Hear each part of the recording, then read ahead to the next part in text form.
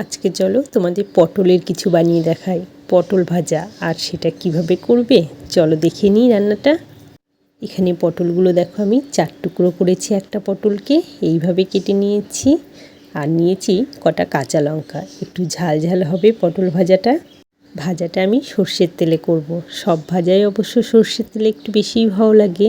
এখানে তেল গরম হয়ে গিয়েছে, এখানে আমি দেব রাঁধুনি ফোড়ন আর দেব কাঁচা লঙ্কা। এবার আমি কেটে রাখা পটলগুলো এখানে দিয়ে দেব। একটু তেলের সাথে ভালো করে নাড়িয়ে এটা আমি ঢাকা দেব 1 মিনিট।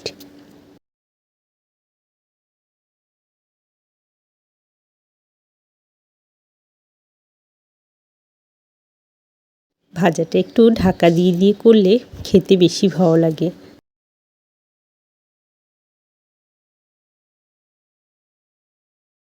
এবার এর মধ্যে হলুদ আর লবণটা দিয়ে দেব।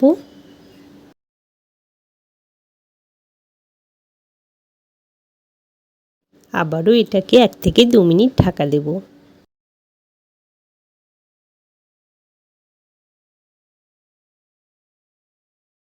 দেখো আস্তে আস্তে পটল ভাজাগুলোর কালার আসতে শুরু করেছে, অনেকটাই ভাজা ভাজা হয়ে এসছে। এবার এর মধ্যে দেব, যেটা পটল ভাজার স্বাদটা আরও দ্বিগুণ বাড়িয়ে দেবে, একটু পোস্তটা দিয়ে দিলাম। পোস্ত দিয়ে আর ঢাকা দেব না, আমি এটাকে একটু 1-2 মিনিট ভাজবো। পোস্তটা কিন্তু তখনই দেবো যখন পটলটা অর্ধেক ভাজা হয়ে আসবে। পটল ভাজাটা আমার হয়ে এসেছে। ঠিক নামানোর আগে সামান্য চিনি দিলাম। পটল ভাজা তো অনেক খেয়েছো, একবার অবশ্যই এইভাবে ট্রাই করো, দেখো খেতে দুর্দান্ত লাগে।